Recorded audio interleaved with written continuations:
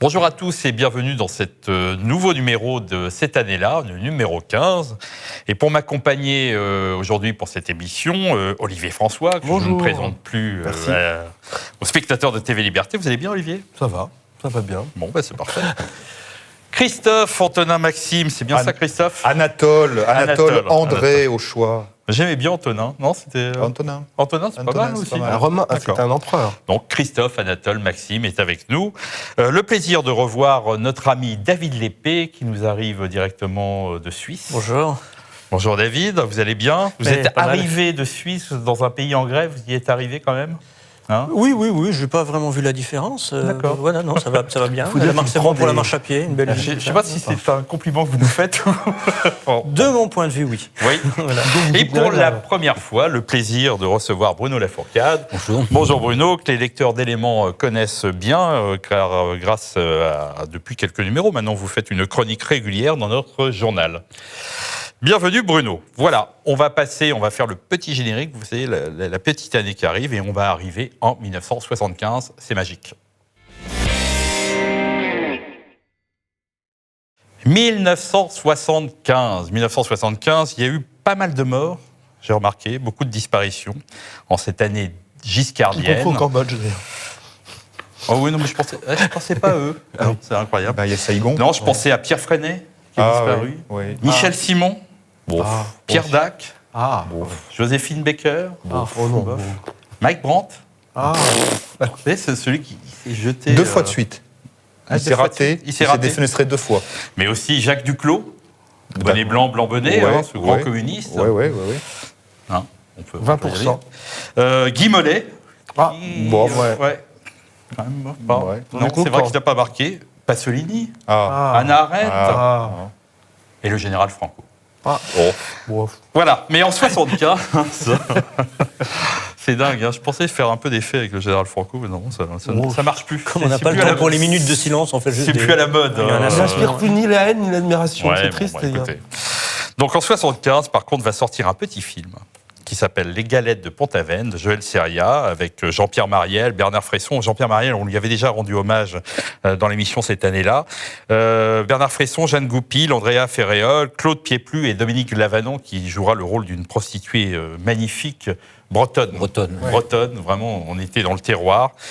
Alors, film, à l'époque, qui va passer un peu inaperçu, sauf le rôle de Jean-Pierre Mariel, parce qu'il va quand même être nommé au César. C'est la première année des Césars, 76. Olivier, vous allez peut-être nous expliquer un peu l'histoire, ce qui n'est pas la chose la plus importante, l'histoire de ce grand film. Les grandes lignes qui tient en effet sur les épaules de Jean-Pierre Mariel, mais pas seulement. Moi, je trouve que la délicieuse Jeanne Goupil fait aussi le film. Magnifique. Et évidemment, Dominique Lavanon, l'histoire est assez simple. Il y a un côté road movie, puisque ça met en scène un VRP spécialisé dans la vente de parapluies, qui a une situation matrimoniale un peu compliquée, puisque sa femme le trompe, il l'apprend, lui-même est assez léger aussi dans ses mœurs, et il va traverser la France, et particulièrement la Bretagne. Alors ça nous vaut d'ailleurs des images d'une Bretagne qui est un peu disparue maintenant, une France de bistrots, d'alcooliques, de gouailleurs, de peintres dégénérés. Il y a une scène assez incroyable. Oui, la Bretagne n'est pas bien vue. La Bretagne est un peu caricaturée, en effet, dans ce film, mais enfin, ça aurait pu se passer ailleurs. Et puis, c'est surtout un film, je trouve, sur une certaine France aussi, sur un certain monde. Et on le regarde maintenant, c'est ce que je dis souvent quand on voit des vieux films, en fait, ils ont un intérêt artistique, évidemment, mais aussi ethnologique, puisque ça nous permet de voir des types humains qui sont aujourd'hui disparus, voilà, en quelque sorte. Et puis, c'est un film d'une drôlerie. Ça fait longtemps que je ne l'ai pas revu, mais vous voyez, je vais le revoir ce soir. Bruno, on va surtout découvrir avec ce film, c'est des dialogues magnifiques qui vont faire Aujourd'hui, avec les réseaux sociaux, il y a des extraits des Galettes de Pont-Aven un peu partout. C'est ce qui va faire le mythe du film. Oui, certainement. Et puis le jeu, évidemment, de Mariel et de tous les autres acteurs.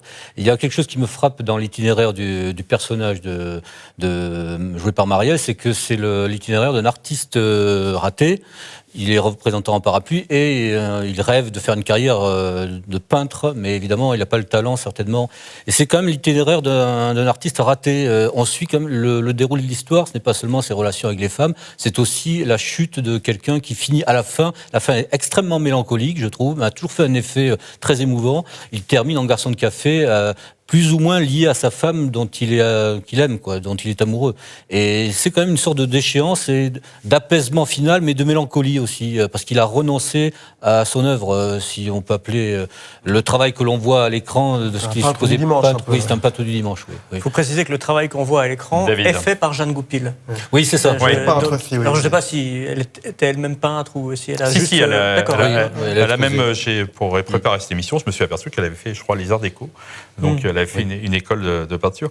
David, vous qui êtes, pour les gens qui suivent un peu le site d'Éléments, vous avez des goûts artistiques sur le plan du cinéma qui sont tout azimut. Les Galettes de Pont-Aven, c'est forcément pour vous quelque chose, une énigme comme film Oui.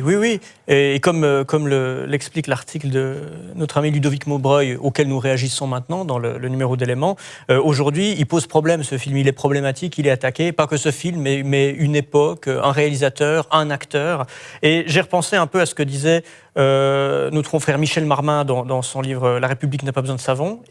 Et lui, il aime beaucoup Joël Seria. Il écrit à son propos quelque chose qu'on a tendance à oublier si on a un regard un peu trop superficiel sur son œuvre. Il écrit: il y a dans ses premiers films, et je pense qu'on peut le classer là-dedans, un arrière-plan très sombre et une disposition de ces personnages au malheur que la bonté du sexe seul peut permettre de conjurer.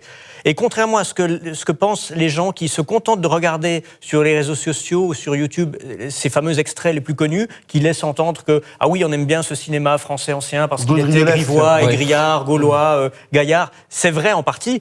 On associe ça au personnage de Marielle dans de nombreux films, y compris ceux de Blier, mais c'est tout à fait incomplet, parce que si cet élément de rire et qui nous paraît presque un sommet de liberté d'expression aujourd'hui est bien présent, il y a aussi un élément érotique beaucoup plus, beaucoup moins comique, et un élément de mélancolie, comme vous l'avez relevé, à la fin du film notamment, mais de manière générale, de spleen. C'est quand même l'histoire d'un peintre raté, d'un alcoolique, de quelqu'un qui se cherche. Et il y a tout ça dans Seria qu'il ne faudrait pas limiter à quelque chose de simplement à se taper sur les cuisses et de blagues de corps de garde. Alors, je suis allé voir ce qui pouvait en être dit parmi les spécialistes du cinéma.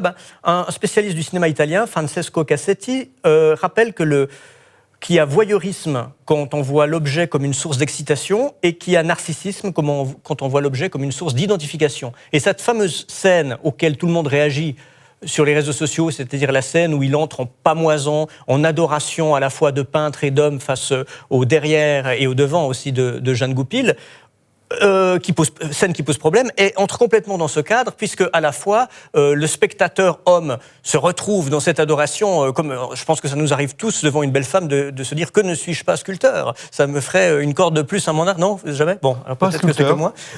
Oui, mais c'est-à-dire comment ne pas sublimer ce à quoi on ne peut pas forcément accéder aussi facilement, en tout cas pas tout le temps et avec n'importe qui. Et on peut imaginer que la femme, la spectatrice, se dise que ne suis-je pas la muse d'un artiste, si possible, pas trop raté et pas trop déplaisant.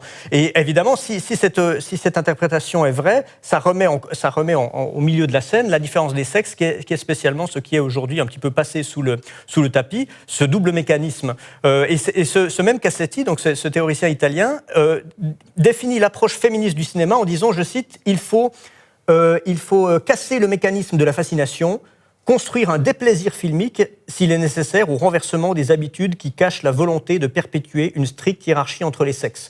Donc, c'est rendre le cinéma déplaisant, avoir des comédies dans lesquelles on ne rit pas, un érotisme sans éros. Et maintenant, la nouvelle tendance, c'est carrément une pornographie féministe, c'est-à-dire une pornographie de la déconstruction qui ne provoque plus que la consternation qu'on peut avoir devant une performance d'art contemporain.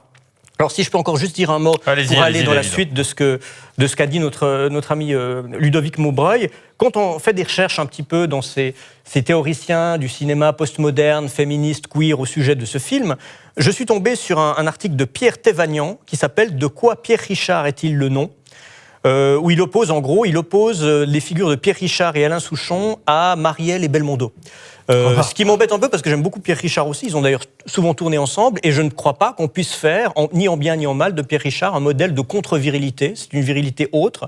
Non, mais je veux dire, c'est deux types humains et masculins différents, mais je ne vois pas pourquoi les opposer. Ce sont deux grands acteurs. C'est très sympathique. Et ce monsieur Thévagnan écrit « Les Galettes de Pont-Aven avec Jean-Pierre Marielle dans le rôle de Jean-Pierre Marielle, ça c'est assez bien vu, c'est-à-dire du mâle franchouillard, moustachu en détresse millésime 70s, Mais des 70s ni joyeuses, ni libertaires, ni gauchistes, ni surtout féministes, non. Les 70s bien rances, réactives, réactionnelles, je ne sais pas si ce mot existe, réactionnaires même, celles de Bertrand Blier, celles des faussement rebelles valseuses, du pathétique Calmos, dont on a parlé il y a quelques mois, avec Marielle encore justement, celle aussi du grotesque sex shop de Claude Berry, avec Marielle toujours, tout dans ce film est d'un sexisme répugnant. Donc je répète les verbes, rance, réactionnaire, répugnant, franchouillard. Bon, il essaye de nous dire que Marielle, c'est pas Romain Duris, on l'avait remarqué. Et on va pas s'en plaindre. Mais pour terminer, le problème de tout ça, effectivement, c'est qu'on se retrouve face à un cinéma aseptisé par le nouvel idéologiquement correct, puritain, très clairement. C'est la thèse de l'article de notre ami Maubreuil. Et je vais clore par cette citation d'une professeure de cinéma de l'Université de Chicago, Laura Kipnis, qui a d'ailleurs, je crois, sorti un livre récemment, et qui, en 2017, dans Libération, disait... Et donc elle enseigne, elle parlait de ses élèves. « J'enseigne à des jeunes personnes souvent privilégiées et sensibilisées aux questions de féminisme, de représentation des minorités et d'égalité. Et la plupart, hommes comme femmes, ont effectivement des réflexes plus moralisateurs que ceux que j'ai pu observer par le passé. Il y a un réflexe qui s'exprime et une volonté assez claire de ranger les hommes et les œuvres en deux catégories, une bonne et une répréhensible. En tant que professeur de cinéma, mon inquiétude est que plus on se concentrera sur les problèmes de représentation dans les œuvres, plus elles risqueront d'être didactiques et donc moins intéressantes. Ce moment que nous vivons aura des effets sur la culture, c'est inévitable. On va sans doute produire des images plus correctes, des histoires plus progressistes et simplistes. Je crains qu'elle ait raison et c'est bien parce qu'il faut éviter cette évolution qui n'est pas une fatalité, que je vous invite non seulement à honorer les grands anciens dont nous parlons, mais aussi à soutenir les jeunes cinéastes qui, eux, sans doute plus que Seria et les gens de sa génération, ont besoin d'être soutenus, car s'ils ne disposent de pas beaucoup d'argent et surtout pas du soutien des pouvoirs étatiques et du métier en place, qui distribuent les prébendes. Raison de plus, honorons la mémoire de ce cinéma qu'on veut censurer et permettons qu'il puisse se perpétuer dans les bonnes conditions. Alors, on reviendra tout à l'heure, parce qu'on reviendra sur ce sujet-là. Et je voudrais revenir sur la figure de Jean-Pierre Marielle, Christophe, oui. Parce que Marielle, c'est d'abord un acteur qui joue des personnages, des rôles, qui sait jouer magnifiquement à l'époque le raté, le beauf, la personne qui ne va pas dans ce sens. Et aujourd'hui, on a une tendance à magnifier ces rôles comme si c'était la réalité. Mais le rôle de Marielle dans Les Galettes de Pont-Aven, ce n'est pas la réalité. Ah oui, il faut être un grand acteur pour jouer ça. Puis, Jean-Pierre Marielle, il a eu des rôles dans sa carrière très divers. Il a eu Marin Marais, il a fait des rôles tragiques. Voilà. Je voudrais juste revenir sur ce que nous a dit David Lépée sur la citation de cet article bizarre qui est presque une parodie. Alors même Bertrand Blier est déchu de son piédestal alors qu'il avait la réputation d'être un peu libertaire. Sa couleur politique, on sait pas très bien. Possible, voilà. hein. Très étonnant, ça, ce que vous venez de nous lire. Donc même Blier... Surtout Blier, je veux pas... Ouais. C'est étonnant, non c'était... Christophe, je vais vous dire, Blier a sorti un film qui s'appelle Beau-père. Oui. A sorti un film qui s'appelle Préparez vos mouchoirs. Je ne suis plus sûr que TF1 s'amuserait ces deux films. Je vous laisse regarder l'histoire simplement de Beau-père et de Préparez vos mouchoirs. Je pense que ces films ne passeraient plus aujourd'hui à 20h30 sur TF1. Les Valseuses, qui est un film intéressant, c'est des espèces d'étendards libertaires. Alors là, ça ne va plus, rien ne va plus. Préparez vos mouchoirs sous Macron, finalement. Quand on y réfléchit. Sous Macron, sur la fin, je laisse à David. Patrick, il y avait un livre, mais la citation de l'article qu'a cité notre ami David m'a tout à fait, pas étonné d'ailleurs, mais stupéfait. Ça m'a fait penser à l'abbé Bethléem. L'abbé Bethléem, c'était un prêtre dans les années 20 ou 30. Oui. Il y a eu plusieurs des livres qui avaient publié un livre, roman à lire, roman à proscrire. Et avec, dans le ton, moi je trouve toujours étonnant de voir que cette gauche progressiste... Sont des curés. Tout à fait, sont des curés. C'est des sont curés. des curés au sens le plus péjoratif du terme. Sont des curés de la pire espèce, avec ce goût de la sentence morale.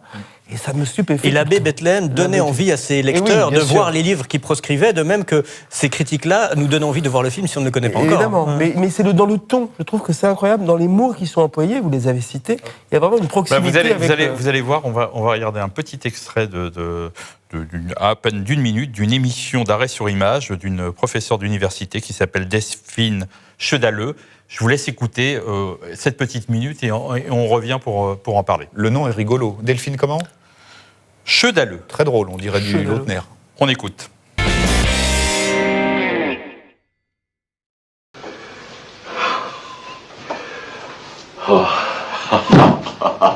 Alors, je crois que dans la préparation de l'émission, je suis sûr que dans la préparation de l'émission, tu as parlé d'une scène de viol et de pédophilie.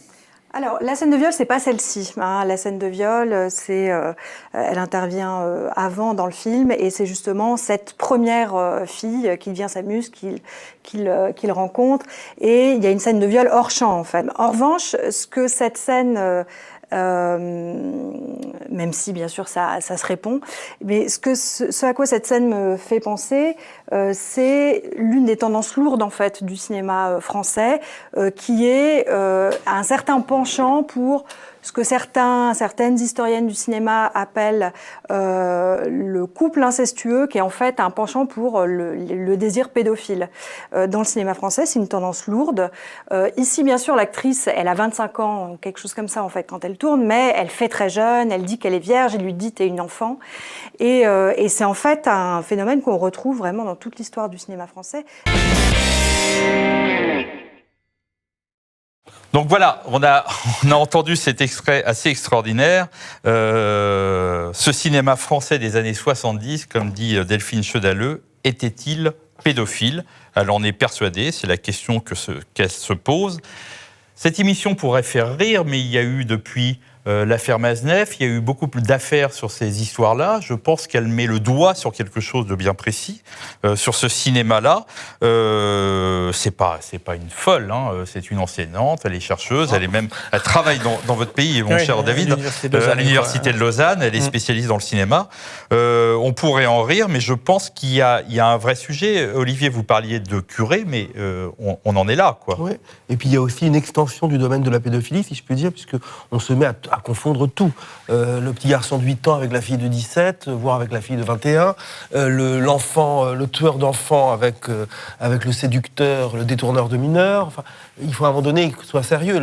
La scène, il faut rappeler quand même la scène des Galettes de Pont-Aven. La personnage jouée par Jeanne Goupil est une jeune fille de 18 ans. Une jeune fille de 18 ans, ce n'est pas une enfant. Voilà. Joël Seria n'a jamais parlé d'enfants dans tous ses films. Là où il est allé le plus loin, c'est peut-être dans son premier film, ce sont des adolescentes. Donc, oui, mais ce film-là, sans aller dans le sens de cette inquisitrice dont nous venons de voir, mais le premier, je crois que c'est son premier film, mais Ne nous délivrez pas du mal, c'est à celui-là que vous faites référence, avec déjà Jeanne Goupil, mais avec quelques années de moins, et Catherine Wagner, très, très jolie Catherine Wagner dans ce film. Ce sont deux jeunes femmes, elles ont entre 18 et 20 ans, je crois, mais elles ont un physique, un jeu, une mise en scène qui laisse entendre qu'ils ont beaucoup moins. C'est un film que je trouve quand même très vénéneux. C'est en cela qu'il est réussi, parce que ça évoque bien on est quand même dans le thème de la sorcellerie, de la perversion, de la recherche du mal, donc il y arrive très bien. Mais je pense que de tous les films de Seria, c'est celui qui, sur ce plan-là, est peut-être le plus ambigu, encore qu'il s'agisse d'une ambiguïté qui ne soit pas complaisante ni criminelle. L'ambiguïté peut être possible aujourd'hui sur ces histoires. Oui, mais beaucoup plus que les Galettes de David, il se trouve en ce moment que je fais une relecture des Misérables, et à un moment donné, Victor Hugo décrit Cosette. Et le moment où Cosette, ce moment mystérieux dans la vie d'une jeune fille, qui sont les 15 ans. Et la rencontre d'une femme déjà faite physiquement, et un corps déjà un peu de femme qui s'ébauche, et la naïveté et l'innocence de l'enfant. Aujourd'hui, la page de Victor Hugo serait quasiment considérée comme une page à la limite de la pédophilie. Alors, on pourrait se poser la question, parce que hier, c'était l'État, on était dans un État de droit, la censure, c'était la justice, c'était l'État qui la mettait en place. Aujourd'hui, et on l'a vu sans revenir sur le fond de l'affaire Mazeneff, on a bien vu que l'État n'a pas réagi, la justice n'a pas réagi, c'est directement les éditeurs qui ont retiré les livres de Mazeneff. On a vu une rétrospective de Polanski, qui est la Cinémathèque, qui a été annulée. On pourrait même aller loin. Les concerts de Bernard Cantat. Bernard Cantat est quelqu'un qui aujourd'hui a fini de sa peine de justice. Gauguin, qui est interdit maintenant dans les expositions aux États-Unis. Jean-Luc Lahaye. Jean-Luc Lahaye. Alors là, je n'en ai pas d'informations sur Jean-Luc Lahaye. En tout cas, ce n'est plus ni la justice ni l'État qui décident, ce sont des groupes de pression. C'est fini, c'est-à-dire que notre pays, maintenant, l'État peut vous laisser faire ce que vous voulez. Vous avez quand même des groupes de pression qui vont décider si vous êtes coupable ou pas. La différence avec le 19e siècle, c'est ça. Il n'y a plus de ministère de l'Intérieur ou de directeur de la Sûreté qui s'occupe de l'outrage aux bonnes mœurs. Ce sont les associations, et ce sont eux-mêmes les éditeurs ou les producteurs qui censurent avant même que quelque chose se passe ou avant même que l'on demande que ce soit interdit. C'est la grande différence avec l'époque. Et juste un mot allez-y, pour faire le lien encore avec ce qui précédait.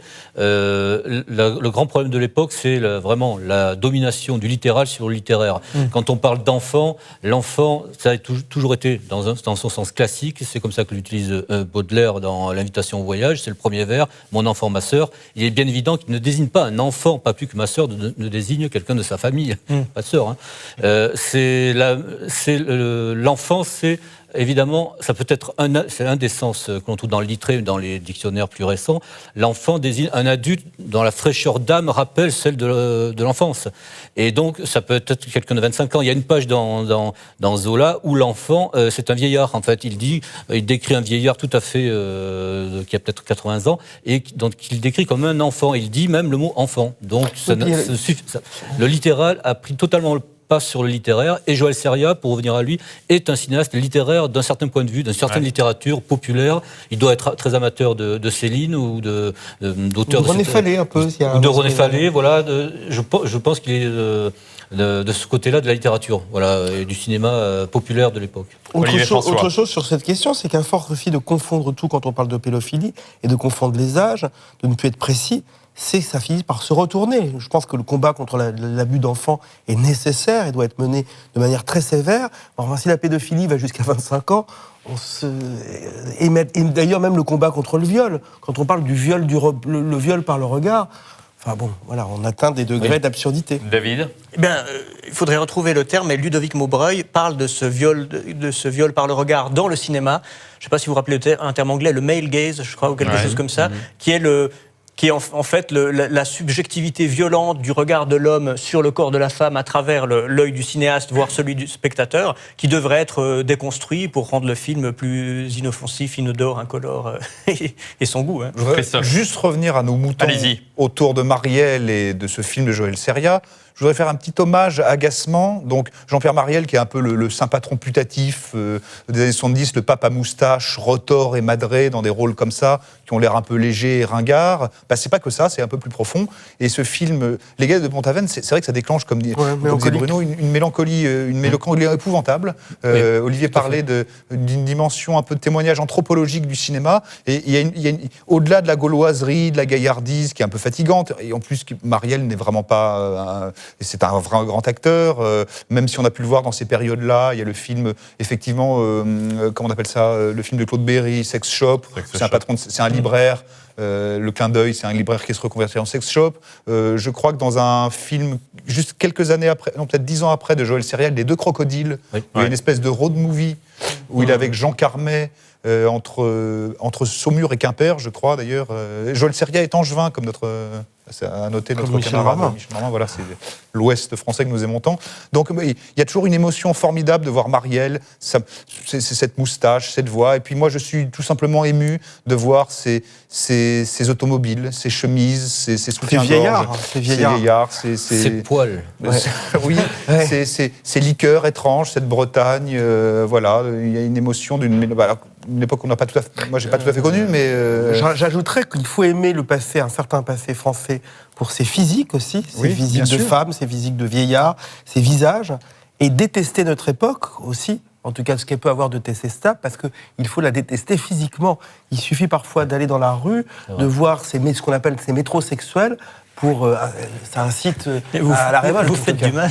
David Épée. Non, mais je suis pas on les croise tous les jours, Il suffit de les voir. Il suffit de les voir, on ne les cherche pas. Non, il n'y a pas besoin de les chercher. Oui, mais le cinéma essaye de sublimer ce qu'il trouve dans le réel. Enfin, on l'a dit avant, Marielle n'est pas un vrai Français, n'est pas un homme tel qu'on aurait pu véritablement le croiser. Et ces histoires-là sont pas des romans naturalistes, sont pas des romans réalistes.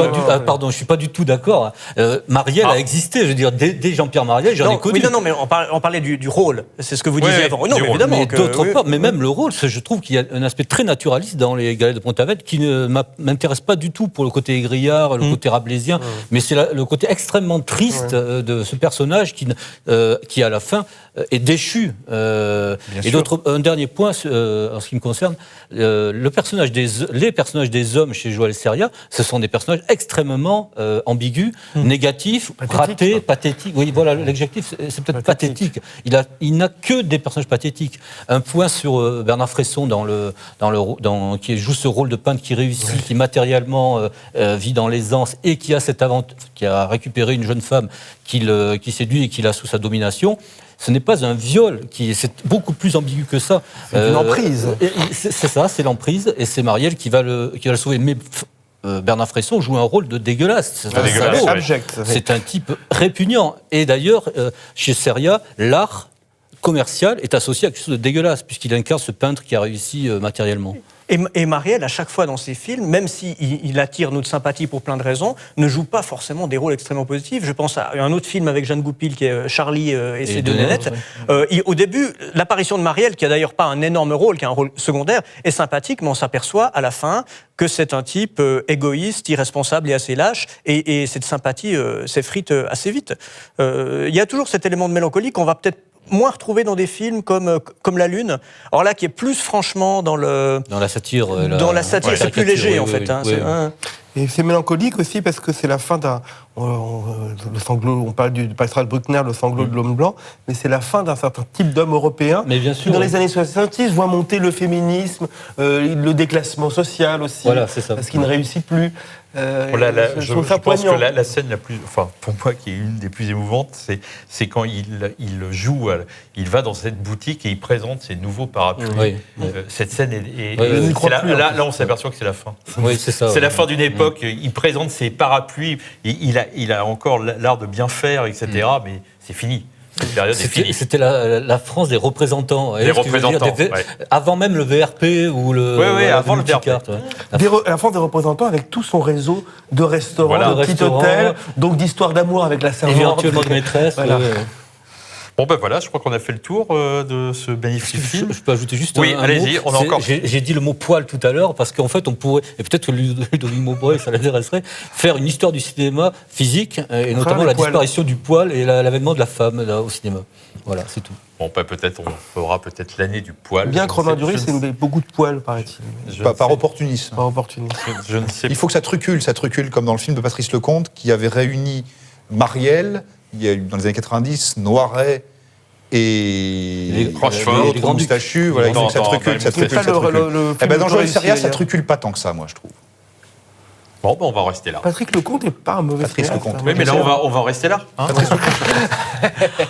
Donc, on se retrouve que dans 2 mois, hélas. Bonjour chez vous.